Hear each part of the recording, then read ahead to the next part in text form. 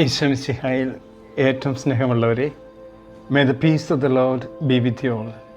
This is Joseph for J logos 316. വിശുദ്ധ ലൂക്കായുടെ സുവിശേഷം 15-ാം അധ്യായത്തിലേക്ക് സ്നേഹപൂർവ്വം സ്വാഗതം. എപ്പിസോഡ് നമ്പർ 64 നാം കടക്കുമ്പോൾ പരിശുദ്ധാത്മാവ് നമ്മുടെ ബുദ്ധിയെ പ്രകാശിപ്പിക്കട്ടെ. പിതാവിൻ്റെയും പുത്രൻ്റെയും പരിശുദ്ധാത്മാവിൻ്റെയും നാമത്തിൽ ആമേൻ. ലൂക്ക 15 ഒരു ആമുഖം. അതിരുകളില്ലാത്ത ദിവസ്നേഹവും കരുണയും വെളിപ്പെടുത്തുന്ന ഉപമകളാൽ സമ്പന്നമായ ഒരു അധ്യായമാണ് ലൂക്ക 15. കാണാതായ ആടിൻ്റെയും നാണയത്തിൻ്റെയും പുത്രൻ്റെയും ഉപമകളിലൂടെ മാനസാന്തരപ്പെടുന്ന ഒരു പാപിയെക്കുറിച്ച് സ്വർഗത്തിലുള്ള സന്തോഷത്തെ യേശു ചിത്രീകരിക്കുന്നു. ദൈവത്തിൻ്റെ കരുണയെയും ക്ഷമയെയും കുറിച്ചുള്ള ക്രിസ്തുവിൻ്റെ പ്രബോധനങ്ങളുടെ കാതലായ സന്ദേശം ഉൾക്കൊള്ളുന്ന ഈ അധ്യായത്തെ സുവിശേഷത്തിനുള്ളിലെ സുവിശേഷം, the gospel within the gospel എന്നും വിളിക്കാറുണ്ട്. ചോദ്യോത്തരത്തിലേക്ക് നമുക്ക് കിടക്കാം. ഒന്നാമത്തെ ചോദ്യം, ലൂക്ക 15:1 പരാമർശിക്കപ്പെടുന്ന ആളുകൾ ആരെല്ലാം? ലൂക്ക 15:1 പരാമർശിക്കപ്പെടുന്ന ആളുകൾ ആരെല്ലാം? ഇതാണ് ആദ്യത്തെ ചോദ്യം.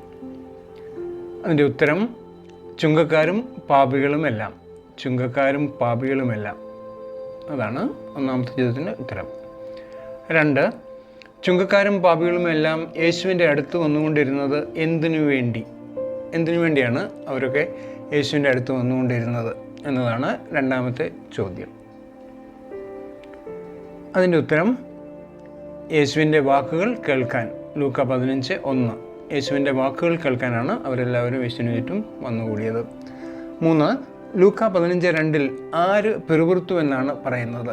ലൂക്ക 15:2 പിറുപിറുത്തത് ആരാണെന്നാണ് പറയുന്നത്. ഇതാണ് മൂന്നാമത്തെ ചോദ്യം. അതിൻ്റെ ഉത്തരം ഫരിസേയരും നിയമജ്ഞരുമാണ് പിറുപിറുത്തത് യേശു നന്മ ചെയ്യുന്നത് കണ്ടപ്പോൾ സാബത്തിൽ. 4-ാമത്തെ ചോദ്യം, യേശു ആരെ സ്വീകരിക്കുകയും അവരോട് ഭക്ഷണം കഴിക്കുകയും ചെയ്യുന്നുവെന്നാണ് ലൂക്ക 15:2 ആരോപിക്കപ്പെടുന്നത്?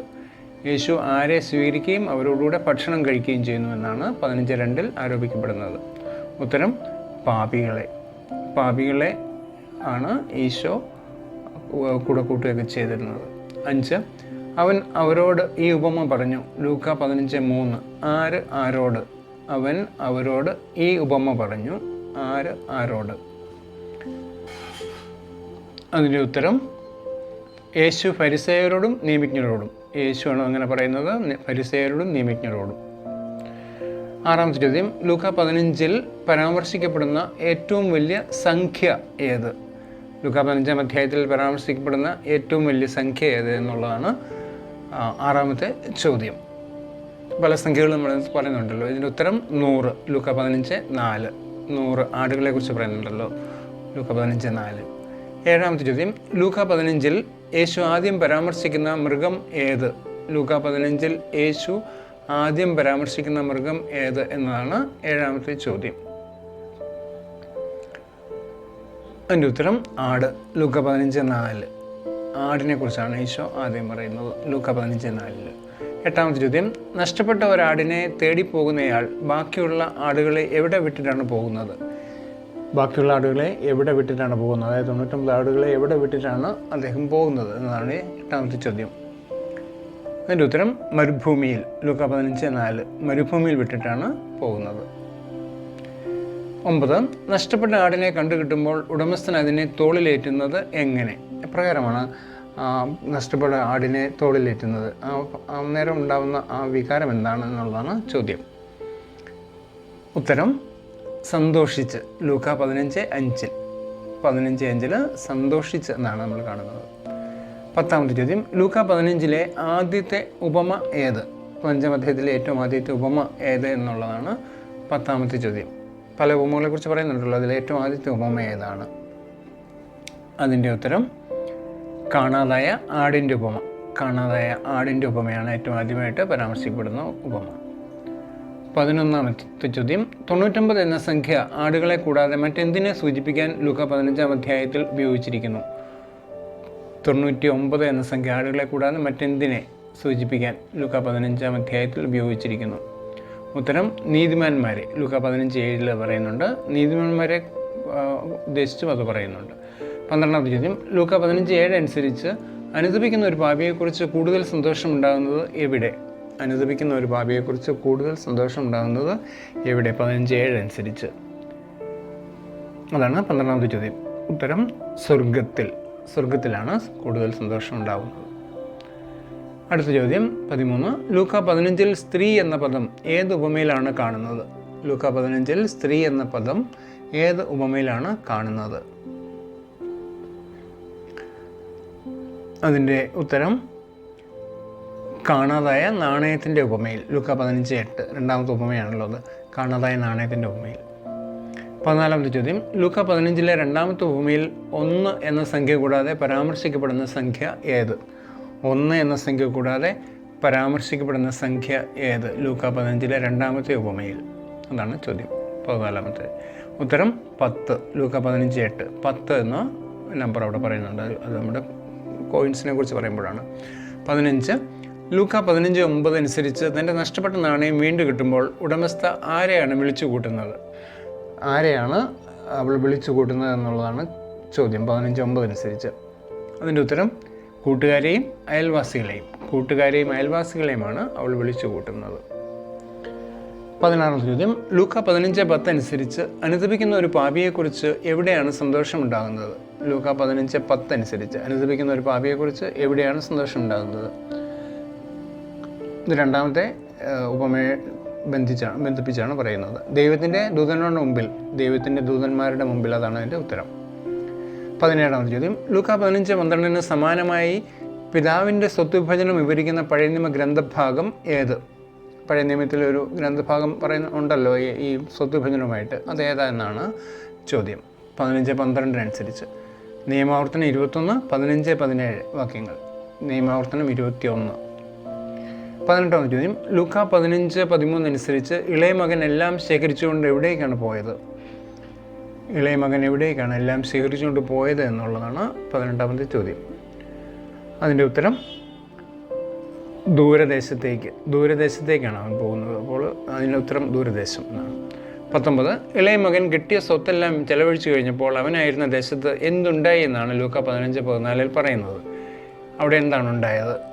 ദേശത്ത് അവൻ്റെ എല്ലാം ചെലവഴിച്ചു കഴിഞ്ഞപ്പോൾ ഒരു കഠിന ക്ഷാമം ഉണ്ടായി എന്നാണ് നമ്മൾ ബൈബിളിൽ വായിക്കുന്നത്.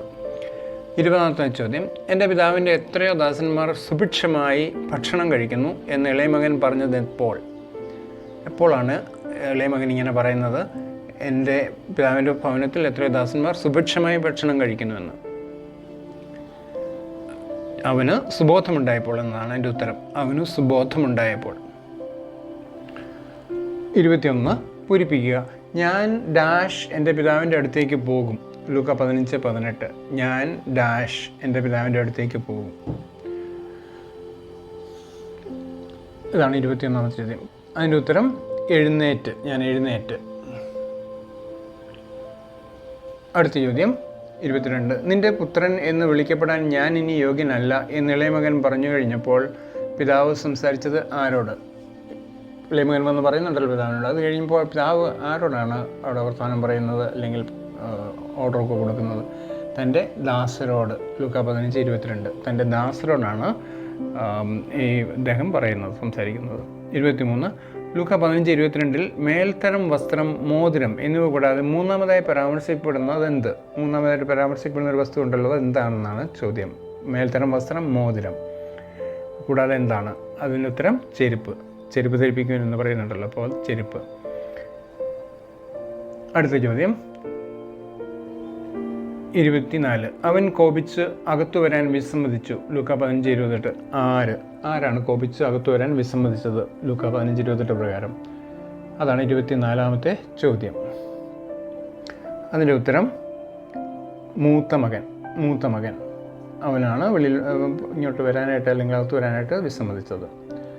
25. ലൂക്കയുടെ സുവിശേഷത്തിലെ ഏത് അധ്യായമാണ് സുവിശേഷത്തിനുള്ളിലെ സുവിശേഷം എന്ന് പലപ്പോഴും പരാമർശിക്കപ്പെടുന്നത്? ലൂക്കയുടെ സുവിശേഷത്തിലെ ഏത് അധ്യായമാണ് സുവിശേഷത്തിനുള്ളിലെ സുവിശേഷം എന്ന് പലപ്പോഴും പരാമർശിക്കപ്പെടുന്നത്? അതിൻ്റെ ഉത്തരം ലൂക്ക 15. ഇവിടെ നമ്മൾ പറയുന്നത് 3 ഉപമകളാണല്ലോ, അതൊക്കെ ബന്ധിപ്പിച്ചാണ് ഇങ്ങനെ പറയുന്നത്. 26, പക്ഷേ ആരും അവന് കൊടുത്തില്ല. ലൂക്ക 15:16. എന്ത്? പക്ഷേ ആരും അവന് കൊടുത്തില്ല.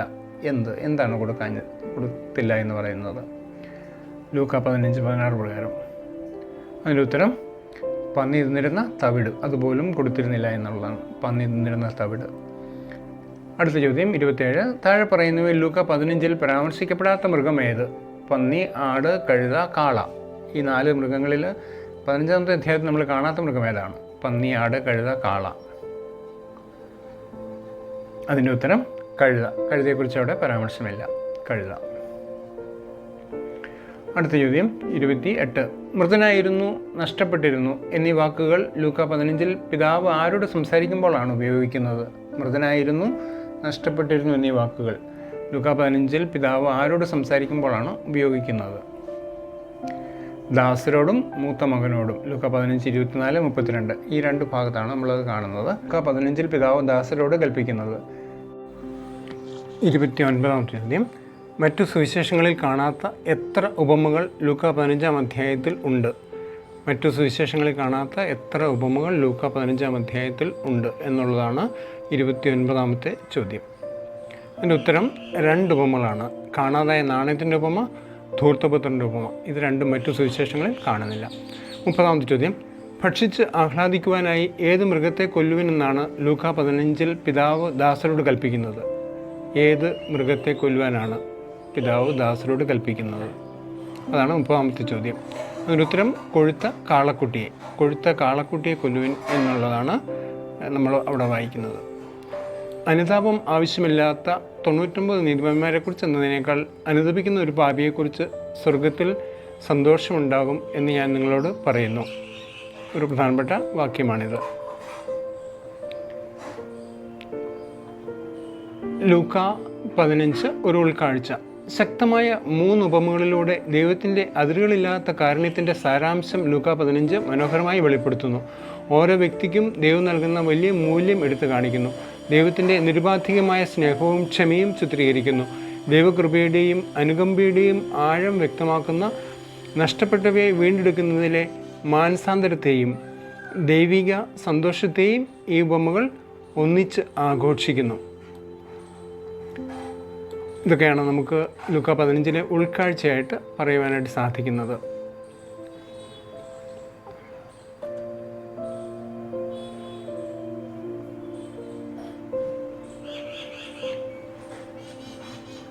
Tips.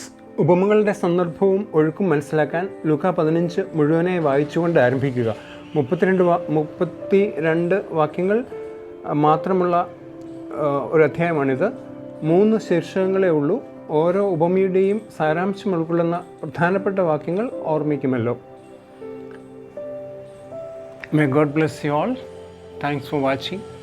We are glad that you have joined us.